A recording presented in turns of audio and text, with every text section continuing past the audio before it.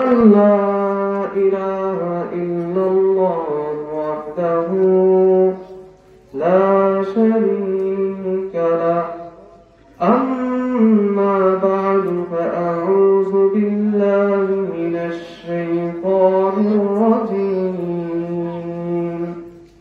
بسم الله الرحمن الرحيم ولقد ذرأنا لجهنم كثيرا من الجن والإنس لهم قلوب لا يفقهون بها ولهم أعين لا يبصرون بها ولهم آذان لا يسمعون بها أولئك كالأنعام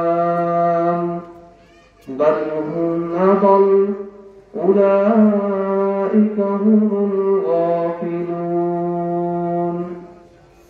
يا أيها الذين آمنوا صلوا عليه وسلموا تسليما اللهم صل على محمد النبي الأمي وعلى آله وسلم تسليما بلغ العلا بكماله كشف الدجى بجماله حسنت جميع خصاله صلوا عليه وآله মদিনাতুল উলুম কওমি মাদ্রাসা ও লিল্লাহ মদিনার উদ্যোগে 2 দিন ব্যাপী তাফসীরুল কুরআন মাহফিলের দ্বিতীয় দিনের শেষ অধিবেশনের পূর্বে যে রব্বুল ইজ্জত আমাকে আপনাকে এই মুবারক জলসায় উপস্থিতি হয়ে কিছু কোরআন হাদিস থেকে কথা বলা এবং শোনার তৌফিক দিয়েছেন এজন্য আমরা সবাই একবার কালিমাত শুকর আদায় করি আলহামদুলিল্লাহ। এই তো আমরা নিয়ামত পেয়ে নিয়ামতের শুকরিয়া আদায় করলাম। এই মাহফিলটা নিয়ামত কি নিয়ামত না মুমিনের জন্য? এই যে নিয়ামত পেয়ে যে নিয়ামতের শুকরিয়া আদায় করলাম এটা আমাদের কি হলো? রব্বুল ইজ্জত বলেন লাইন শাকারতুম লাযীদান্নাকুম ওয়া লাইন কাফারতুম ইন্না আযাবি লাশাদীদ। বান্দা যদি আমরা নিয়ামত পেয়ে নিয়ামতের শুকরিয়া আদায় করে তাহলে আমি তার উপর নিয়ামতকে বৃদ্ধি করে দেই।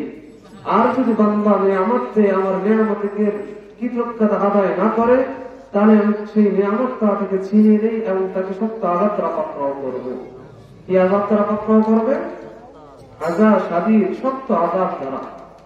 এতক্ষণ আপনারা জান্নাতের আলোচনা শুনেছেন নাকি?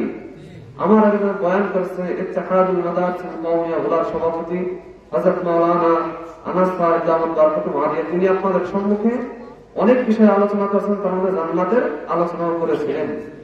যেহেতু জান্নাতের আলোচনা আমরা একটু আগে শুনেছি, তাহলে দ্বিতীয়টার আলোচনা একটু শুনে আসি। জাহান্নাম বলেন হাসরের ময়দানে যখন বিচার কার্য শুরু হবে, যখন বিচার ফয়সালা হয়ে যাবে, মানুষের জন্য 2টা স্থান নির্ধারিত হবে, হয়তো তার জন্য জান্নাত নয়তো জাহান্নাম। কথা ঠিক কি ঠিক না? তো জান্নাতের আলোচনা আমরা শুনেছি, এখন জাহান্নামের একটু আলোচনা আমাদের শোনা দরকার।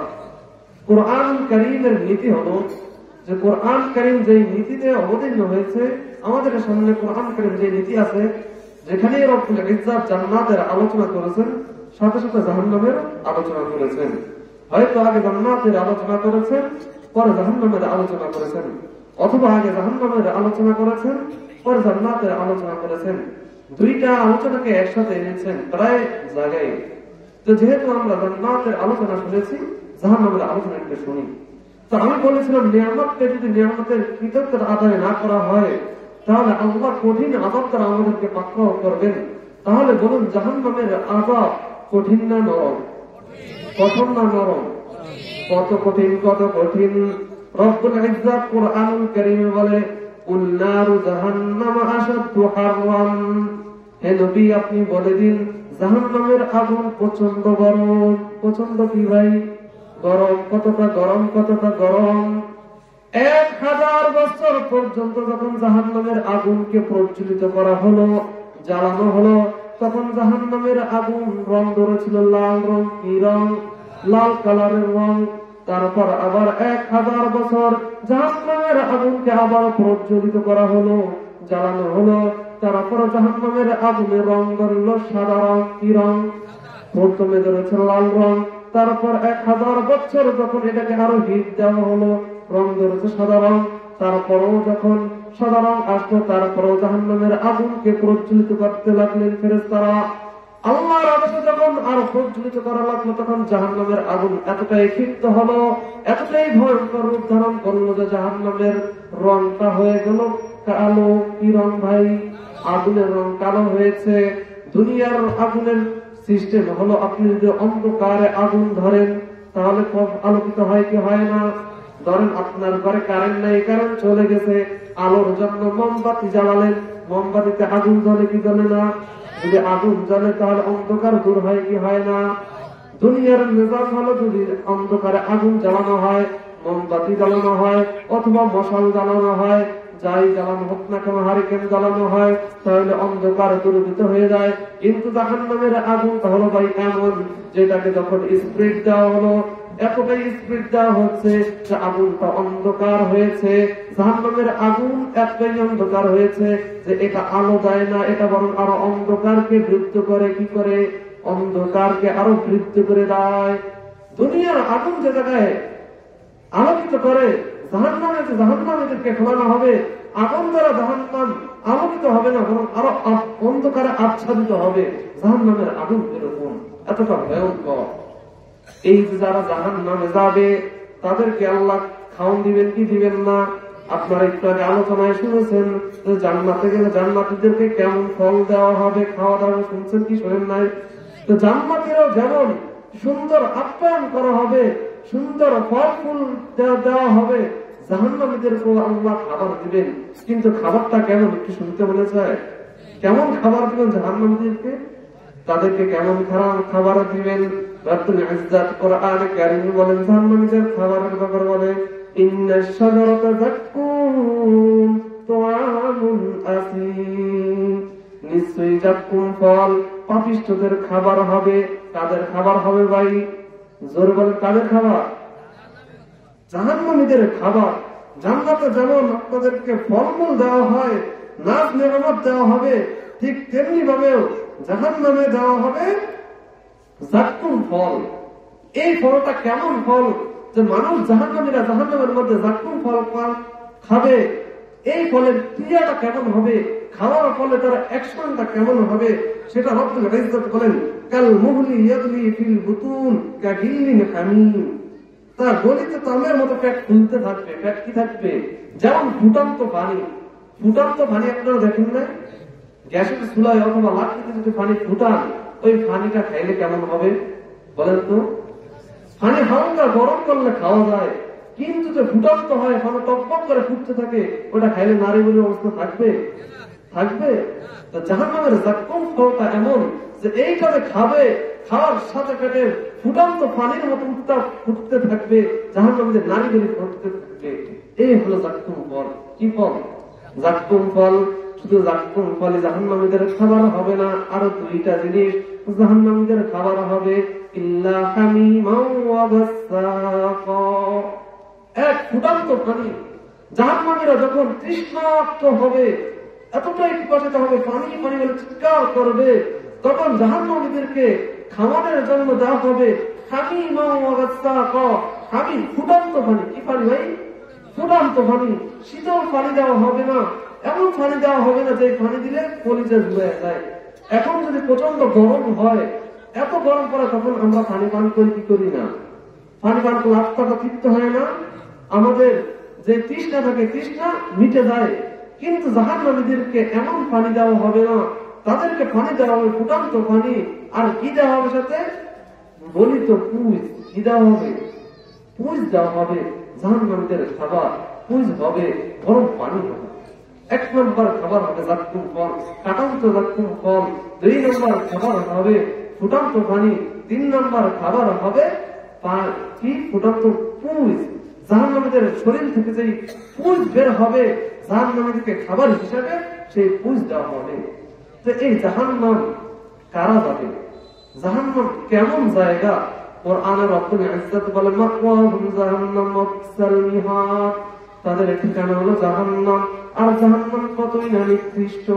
জাহান্নাম কি নিকৃষ্ট না উৎকৃষ্ট? নিকৃষ্ট জায়গা, খুব নিকৃষ্ট জায়গা। এই নিকৃষ্ট জায়গায় কারা যাবে শুনতে মন চায় কি চায় না? কারা যাবে এই নিকৃষ্ট জাহান্নামে?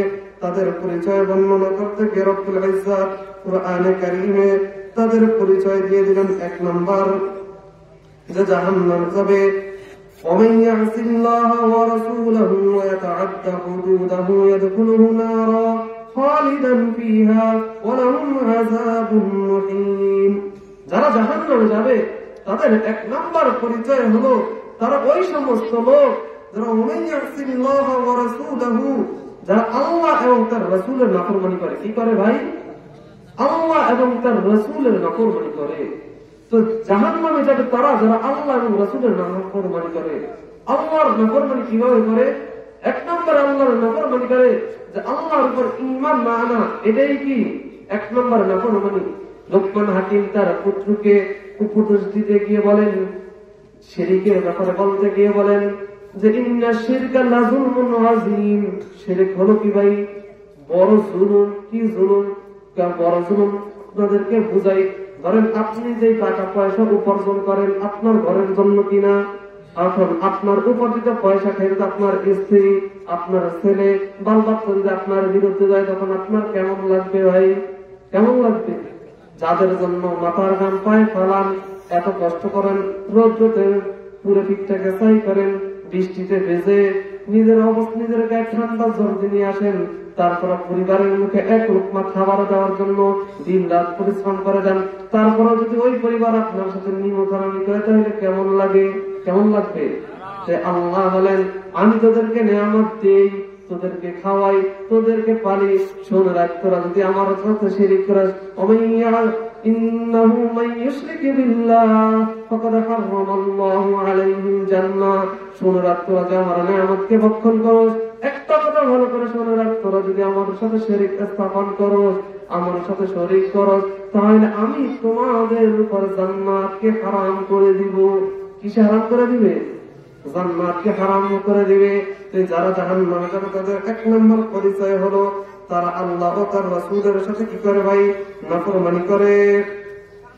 2 নম্বর তাদের পরিচয় দিয়ে থেকে কোরআন বলেন যে ওমান খাফফাত মাওয়াজিনুহু ফাউলাইকা আল্লাযীনা খাসিরু আনফুসাহুম ফি জাহান্নাম খালিদুন। আর যাদের নেকের পাল্লা হালকা হবে তারাই যারা নিজেদেরকে চরমভাবে ক্ষতি করেছে তারা জাহান্নামে চিরকাল থাকবে। তাইলে বলুন যাদের নেকের পাল্লা কি হবে ভাই? হালকা হবে। কি হবে? নেকও আছে গুণও আছে, তবে নেকের পাল্লাটা কি হালকা। তারাও কোথায় যাবে? জাহান্নামে যাবে। নেকের পাল্লা কোন বাড়ি করা দরকার কি দরকার না? দরকার কি দরকার না? এই জন্য ইমাম বুখারী রাহিমাহুল্লাহ তার জগৎ বিখ্যাত হাদিসের কিতাব বুখারীকে একটি হাদিস দ্বারা শেষ করেছেন। হাদিসটা হলো ইমাম বুখারী বর্ণনা করেন কালিমাতানি হাবিবাতানি ইলার রহমান খাফীফাতানি আলাল লিসান সাকিলাতানি ফিল মিজান সুবহানাল্লাহি ওয়া বিহামদিহি সুবহানাল্লাহিল আযীম। বলে 2টি কথা। কয়টি কথা? 2টি কথা। যেই 2টি কথা রহমানের নিকট প্রিয়। কার নিকট প্রিয় ভাই? রহমানের নিকট প্রিয়। এই 2টি কথা কেমন? খাফীফাতান আলাল লিসান, যে লিসানের উপর অতি সহজ। যে 2টা কথা কোনো কঠিন কথা না, এত ভারী কথা না যে উচ্চারণ করতে পারবে না। উম্মত জেনে রাখো 2টা কথা খুবই সহজ, খুবই সহজ, রবের কাছে প্রিয়। কিন্তু সহজ হলে কি হবে? 2টা কথা সাকিলাতান ফিল মিজান, মিজানের পাল্লায় ভারী হবে। কিসের পাল্লায় ভাই? মিজানের পাল্লায় ভারী হবে। এখন প্রশ্ন থাকতে পারে যে মাত্র 2টা কথা, তাও আবার সহজ। সহজ জিনিস কেমনে আবার ভারী হয়? সহজ জিনিস কেমনে ভারী হয়? তারপরে যদি আপনার সহজ কিছু রাখেন, বাড়ি কোনো হালকা হইব। এক পাশে ধরেন হালকা জিনিস রাখলেন, আর এক পাশে ভারী জিনিস রাখলেন, তাহলে বাড়ি কোনটা হইব? যেই জিনিসটা বেশি ভারী এটা না। তো আল্লাহ রাসূল বললেন যে দুইটা কথা অত সহজ, আবার এটা আবার মিজানের উপর হালকা হবে, ভারী হবে কেন? এই জবাব রাসূলুল্লাহ সাল্লাল্লাহু আলাইহি ওয়াসাল্লাম হাদিসের শুরু অংশে দিয়েছেন যে এই দুইটা কথা ভারী হবে এই জন্য, কারণ এই দুইটা কথা কে পছন্দ করেছেন? হাবিবাতান রহমান, আল্লাহ রাব্বুল ইজ্জত পছন্দ করেছেন। এই জন্য এটা পছন্দনীয় হওয়ার কারণে রব্বুল ইজ্জত এটার মর্যাদা এতই বাড়িয়ে দিবেন যে মিজানের পাল্লায় তা ভারী হয়ে যাবে। দুইটি কথা আমার সাথে সাথে বলুন, সুবহানাল্লাহি ওয়া বিহামদিহি সুবহানাল্লাহিল আযীম, সুবহানাল্লাহি ওয়া বিহামদিহি সুবহানাল্লাহিল আযীম। তো দুই নম্বরে জানতে পারলাম কারা জাহান্নামে যাবে। এক নম্বর যাদের কি হবে? নেকের পাল্লা হালকা হবে, তারা কোথায় যাবে? জাহান্নামে যাবে। এই জন্য নেকের পাল্লা ভারী করার জন্য আমরা এই ছোট্ট দোয়াটা করব, যে দোয়াটা আল্লাহ রাসূল আমাদেরকে শিখিয়েছেন, সুবহানাল্লাহি ওয়া বিহামদিহি সুবহানাল্লাহিল আযীম। 3 নম্বর, সুদখোর ভাই কি খোর? সুদখোর আছে কি নেই সমাজে? আছে। আকাল্লাহুল বাই'a ওয়া হারামার রিবা, আল্লাহ ব্যবসাকে হালাল করেছেন, সুদকে কি করেছেন? হারাম করেছেন। সুদ কত বড় হারাম, সুদ কত বড় গুনাহ ভাইরা আমার। আল্লাহ রাসূল হযরতে আবু হুরায়রা রাদিয়াল্লাহু তাআলা আনহু বর্ণনা করেন যে রাসূলুল্লাহ সাল্লাল্লাহু আলাইহি ওয়াসাল্লাম বলেছেন, সুদের গুণের 70টা স্তর রয়েছে। কয়টা স্তর ভাই? 70টা স্তর। তার মধ্যে সর্বনিম্ন স্তর হলো আপন মায়ের সাথে জিনা করা। কার সাথে জিনা করা ভাই? আপন মাকে বিবাহ করা। আপন মাকে বিবাহ করা জায়েজ আছে? নাই। 14 জন যে নারীকে বিবাহ করা হারাম, তার মধ্যে মা আছে কিনা? নাই, আছে। তো এই 14 জন যে নারীকে বিবাহ করা হারাম, তার মধ্যে মা একজন। সুদের গুনাহটা হলো এরকম যে যে সুদ খাইলো না যেন নিজের মায়ের সাথে জিনা করলো, তাহলে কত বড় অপরাধ সুদ মনে করেন। এই জন্যই আল্লাহ ঘোষণা দিলেন হারামার রিবা, আল্লাহ রিবাকে হারাম করেছেন। যতটুকু আলোচনা করেছি আল্লাহ সুস্থ করে আমল করার তৌফিক দান করুন। সবাই বলি আমিন।